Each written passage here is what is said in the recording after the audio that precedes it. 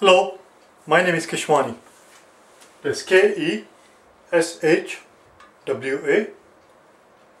Keshwani. We are here because we want to learn algebra. Today is our lesson number 40. Day 40. For those of you who have been watching these videos for a while, you know that I put a schedule down in the beginning, a tentative schedule where I had spent the first 20 days where we had spent the first 20 days learning how to evaluate algebraic expressions, and now we are learning how to add and subtract algebraic expressions. And what has happened is that I had made these problems that I wanted to cover ahead of time, and I thought I was going to cover them in 10 days. The 10 days turned into 20 days. Instead of 21 through 30, we went from 21 through 40, and today is our 40th day. I have to change that one more time, and this topic is going to end on day number 45. So for right now we won't touch this part, but looks like the multiplication and division, when we get to it, learning how to multiply and divide algebraic expressions. I doubt very much if I'm going to be able to cover that in 15 days, but we'll cross that bridge when we get to it. Or as Kramer would say, we would jump that bridge when we get to it. Anyway, for those of you who know what I'm talking about from Seinfeld. Anyway, today is our day number 40. Here's the first problem. We are learning how to add and subtract algebraic expressions. So the question is, subtract this expression right here, a third of an A minus a 2/3 of a B plus a 1/4 of a C from a 1/4 of an A,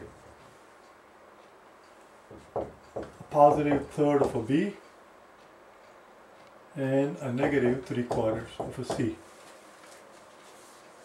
Now, as you already know, if you watched the last few days, and you must all watch these videos in order, in sequence, without skipping any one of them, if you really want to learn how to, learn the algebra the proper way.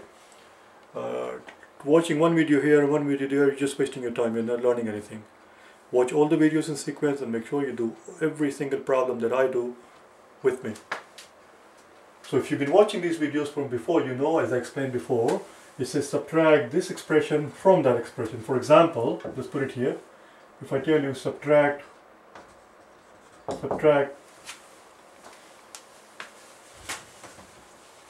for example, if someone tells you subtract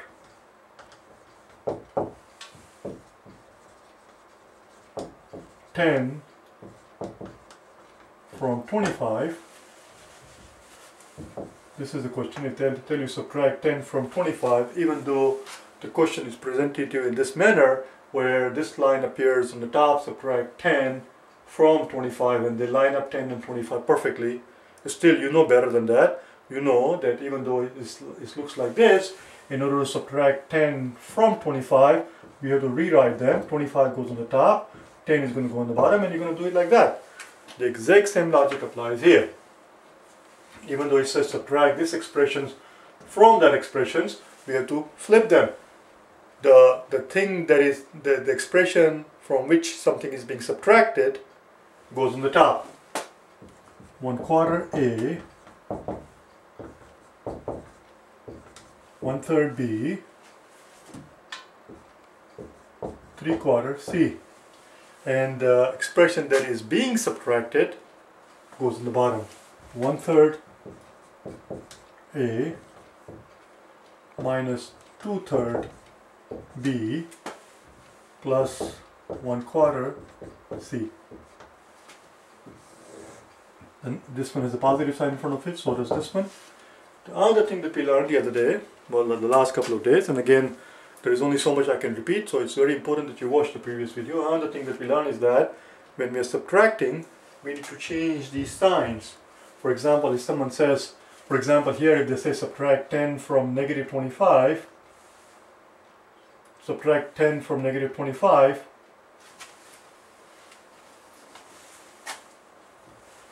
let's forget this part here altogether, I'm going to do it in the bottom.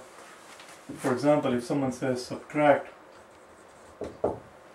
10 from negative 25. This is how you would do it. You will write negative 25 and then minus your 10.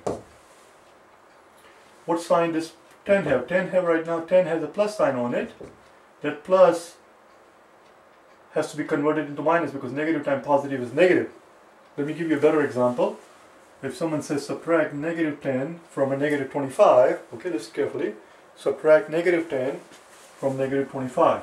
So here is a negative 25 and from that subtract a negative 10. This is how you write it. Subtract negative 10 from negative 25.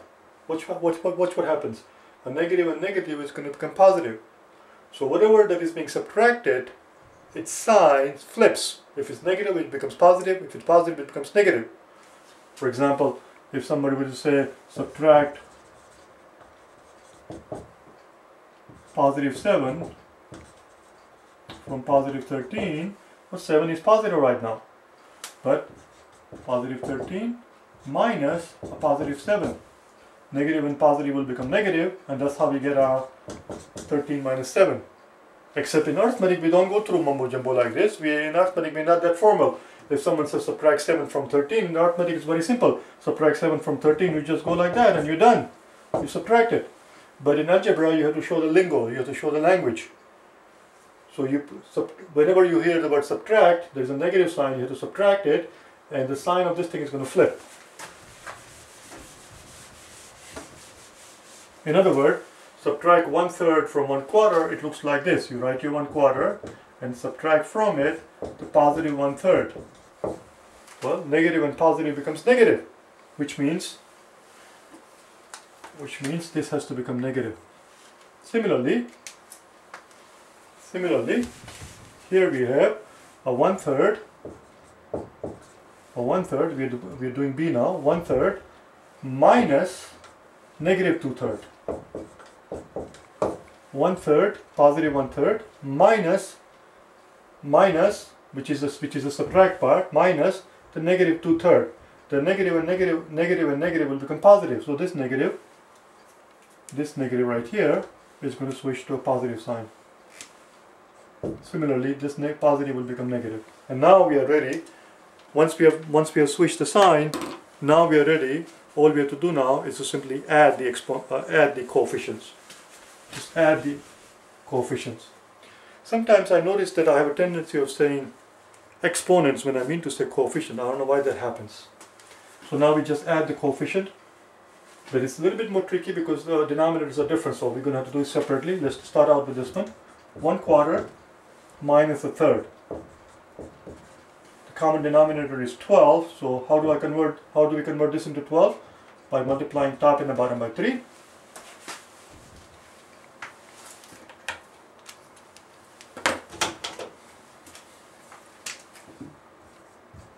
And how do we convert this into 12? By multiplying top and the bottom by 4. Now we have a denominator of 12. We can simply figure out what is going to happen. And of course the answer is going to be negative. The answer is going to be some negative number because this is a quarter. This is a quarter. Think in terms of money. A quarter is 25 cents. This is a third. What's a third of a dollar? A third of a dollar is 33 cents. So if you have 25 cents and if you subtract 33 cents, you're going to end up with a negative quantity. You're going to still end up with a negative quantity. You're going to end up with a negative 8 cents. Or in terms of decimal, it's going to be 0.08 if you were to subtract, but not quite 0.08 because this is not exactly 33, this is 33.33, but you get the idea. It's around 8 cents. In other words, if you want to look at it intuitively, what it means to subtract a third from a quarter is say for example I owed you money. Let's say for example I owed you 33 cents. That's what I owe you, 33 cents. And you come up to me one day, knock on my door and say, hey, pay me my money. And I say, I only have a quarter.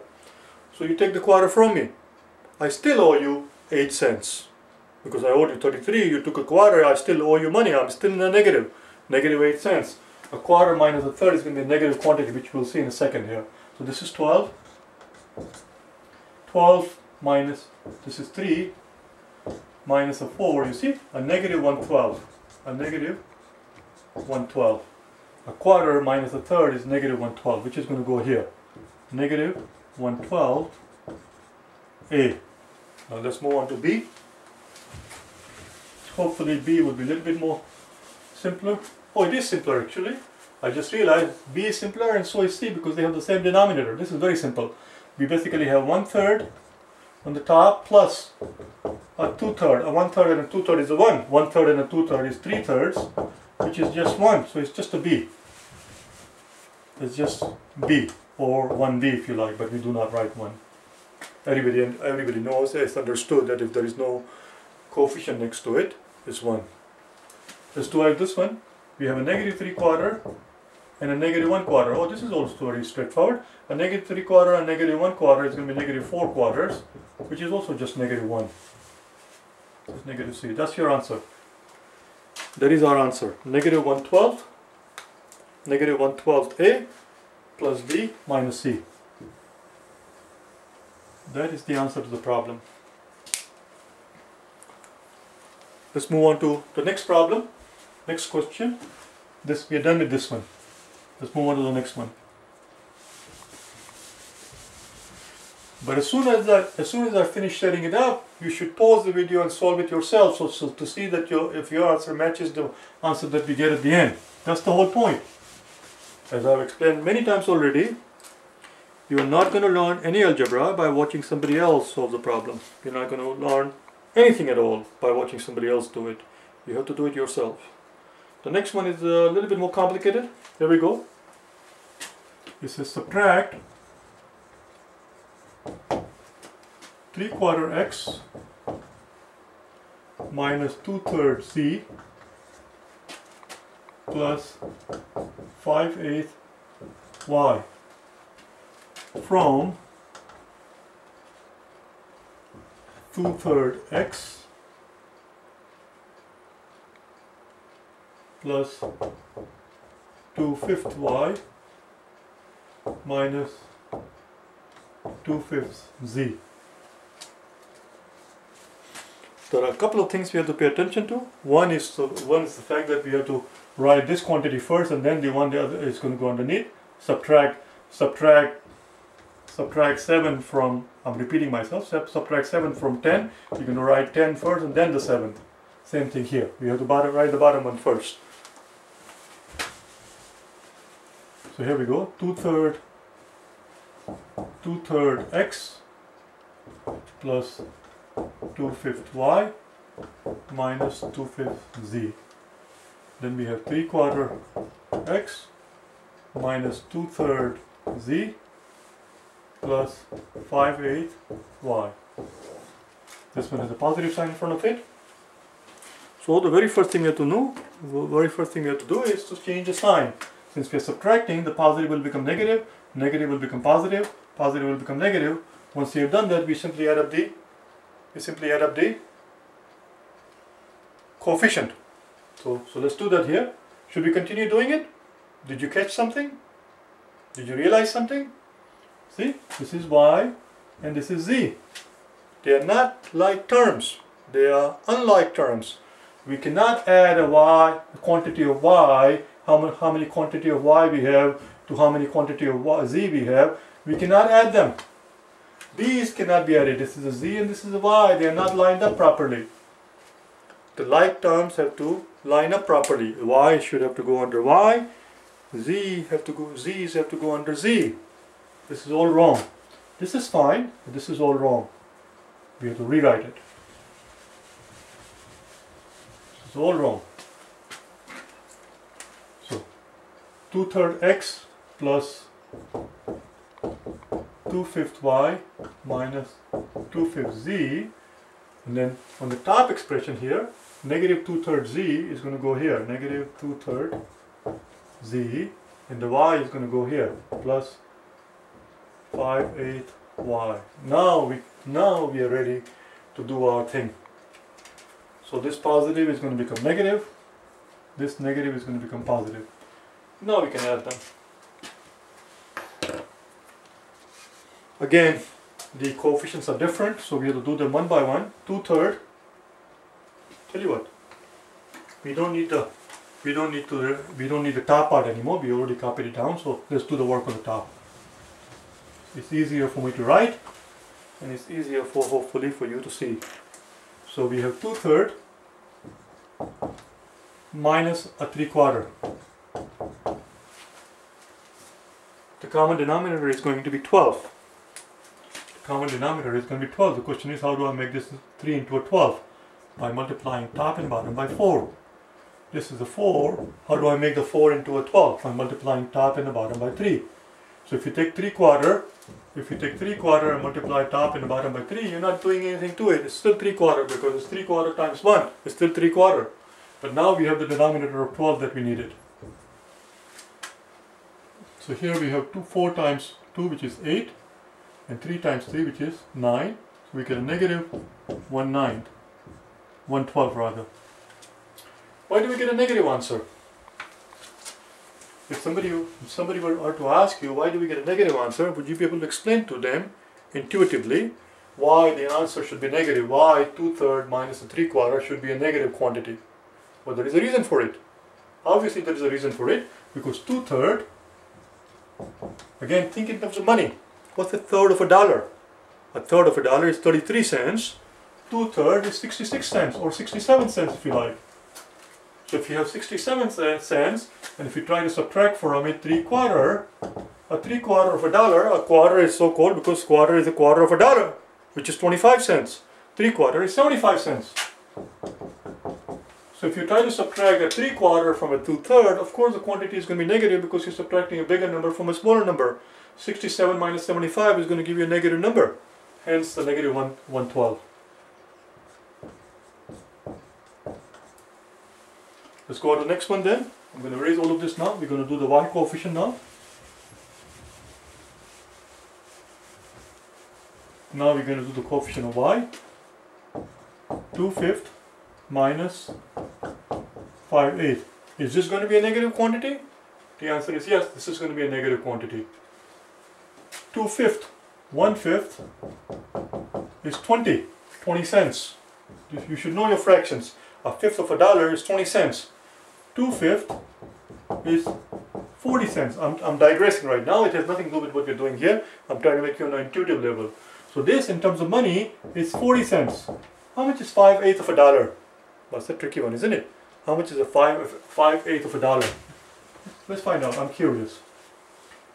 5/8 of a dollar is same as a 4/8 plus one more 8. Okay, listen carefully. 4/8 is same as half.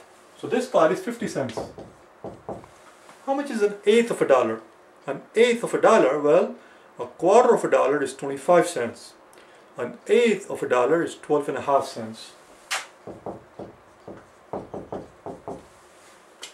So here we have 40 cents. From it we are subtracting 50 plus 12. We are subtracting 62.5 cents. It is going to be a negative quantity again. 2/5 is smaller than 5/8, as you can clearly see. 2/5 is less than half. 5/8 is more than half, because 4/8 would have been half. 5/8 is more than half. 2/5 is less than half. Something less than half minus something more than half, of course it's going to be a negative quantity. Let's find out what that is. We need a common denominator. Common denominator here of 5 and 8 is going to be 40. So how do I convert this 5 into an 8? By multiplying the top and the bottom by 8. A 5 into a 40? By multiplying top and the bottom by 8. How do we convert this 8 into a 40? By multiplying top and bottom by 5. So now we have a common denominator of 40. And on the top we have 8 times 2, which is 16, minus 5 times 5, which is 25. We get a negative 9/40th, which is going to go here. Negative 9/40th y. Let's move on then. Now we're going to do the z. We're done with this part. Let's do the z.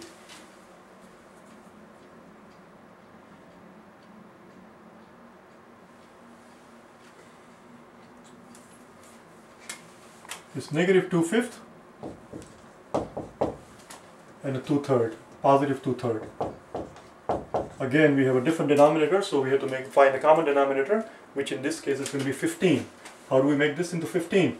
By multiplying the top and the bottom by multiplying top and the bottom by 3. 2/5 negative 2/5 plus a 2/3. How do we convert this 3 into a 15? By multiplying top and bottom by 5. So now we have a common denominator of 15. Common denominator of 15. 5 times 3 and 3 times 5. So here we have 2 times 3, negative 6, and 2 times 5, which is 10. So we get a positive quantity here, positive 415. Positive 415. Let's think about positive 415z. Let's talk about it for a second. Why did that quantity turn out to be positive? Because 2/3 is 67 cents, as I told you before, as we talked about it before. 2/3 is 67 cents. 2/5 is 40 cents. So if you take away 40 cents from 67 cents, you're going to get a positive quantity, about 17 positive cents, about 27 positive cents. That's it. That's your answer. Negative 112x, negative 940y, and 415z. That's it. I'm going to wrap it up. I'm going to call it a day. I was planning to do one more, but let's just call it a day here. That's the end of it. That's our answer. I will see you tomorrow on day number 41. We're going to go for 5 more days before we wrap it up, okay? I'll see you tomorrow on day number 41. In the meantime, if you wish to get hold of me, you can send me an email or you can call me up on the toll-free number that you will find on these website addresses there. Just go to any of these website addresses, or you can go to kashwaniprep.com and you will get hold of me from there as well, via email or via telephone. Okay, I'll see you tomorrow on day number 41. Bye.